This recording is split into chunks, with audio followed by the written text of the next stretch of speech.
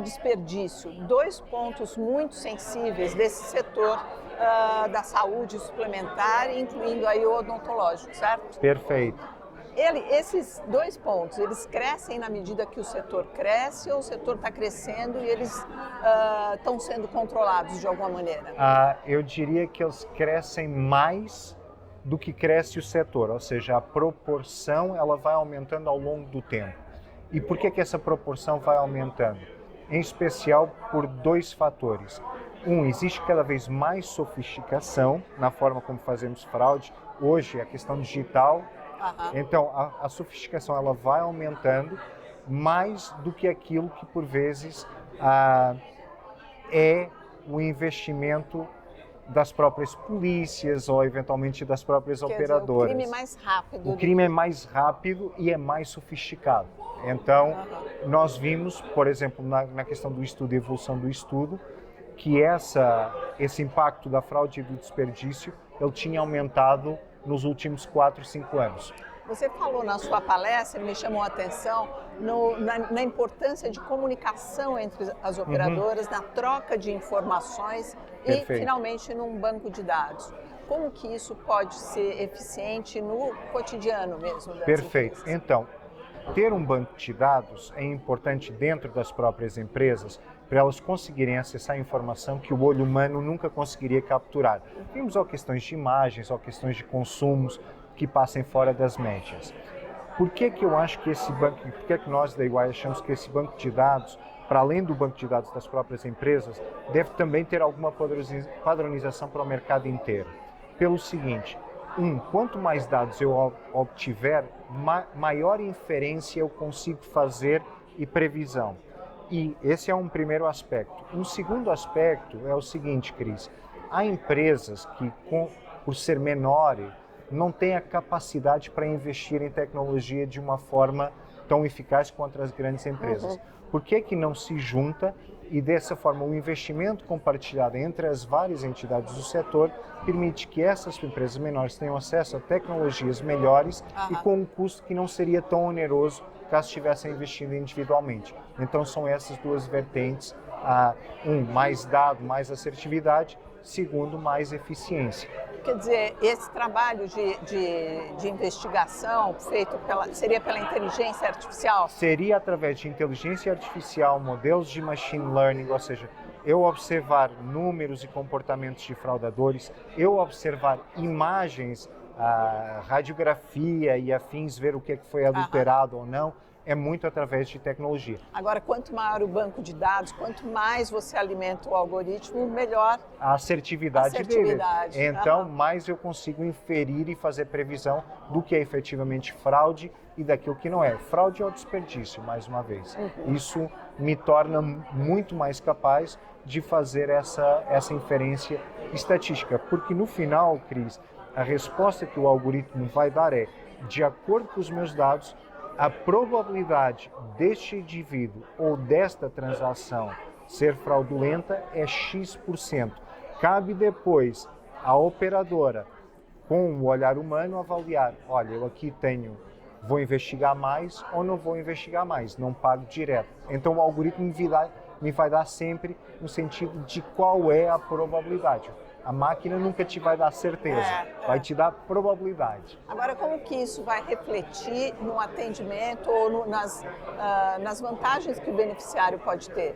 Cris, se nós pensarmos o estudo que a gente fez para a saúde, em que saúde suplementar e odontologia, que 12% daquilo que eu pago é fraude por cada 100 reais.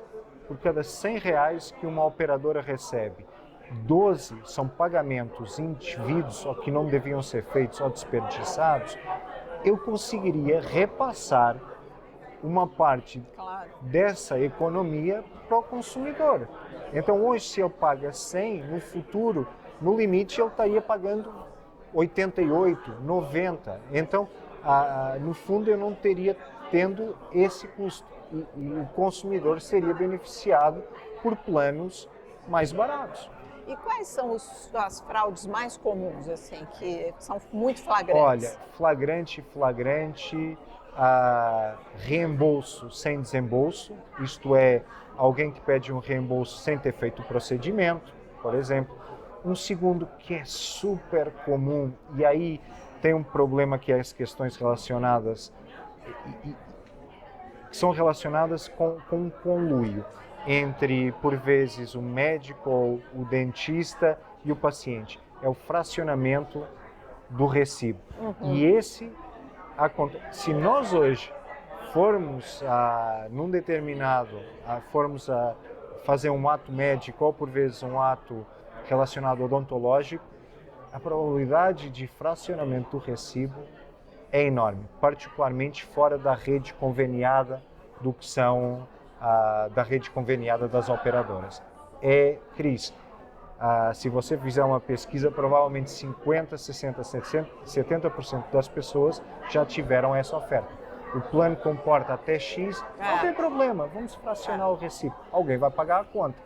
Agora, qual que é a fraude mais difícil de identificar e de pegar? Tudo que seja envolvimento e formação de quadrilha. Isto é, se eu tenho alguém dentro, por exemplo, se eu tenho alguém dentro da operadora que sabe os procedimentos todos, articulado com determinadas redes clínicas e com pacientes, tudo isso torna praticamente impossível eu detectar. É muito complicado porque as pessoas sabem. Não te consigo dar um exemplo específico, mas basta a gente procurar tudo que seja formação de quadrilha, com conluio entre prestador, alguém dentro da operadora e cliente, torna muito difícil porque eu não tenho muita inteligência para ver isso tudo. Então é claramente difícil. Quer dizer, essa é uma área que não se pode baixar a guarda e ela deve ser permanente. Não, tem que ser permanente. Nós vamos ter que ter, e hoje felizmente as operadoras têm feito muito esse investimento, nós precisamos de ter cada vez mais especialistas de combate à fraude dentro das operadoras e que tenham que estar articulados com o meio de investigação criminal que existe no Brasil. Felizmente, nós temos uma polícia muito boa. Se a gente unir esses esforços, a gente formação consegue. de gente, inclusive. Sim, nós vamos ter que saiba olhar e ver. A gente hoje tem profissional que ele é capaz de bater o olho e dizer assim, isto é uma fraude, isso provavelmente é uma fraude enorme, não vou pagar, e segue para a sindicância, é comprovado, isso existe. O nosso problema, por vezes, são com aquelas muitas fraudes pequenas, ou seja, aquela fraude tentativa de obter uma vantagem de uma indenização bastante alta, isso hoje é muito visto. O que a gente tem que se preocupar é com as imensas fraudes pequenas que vão existindo, porque essa aí a gente não tem tanto olho para detectar. Mas os caminhos existem. Os caminhos existem e estão dados. E felizmente também, acho que também tem aquela palavra, nós estamos fazendo coisas. Acha que no final precisamos de nos unir mais. Essa era a mensagem que eu diria no âmbito aqui do Sinog, a gente precisa se unir mais para obter mais informação.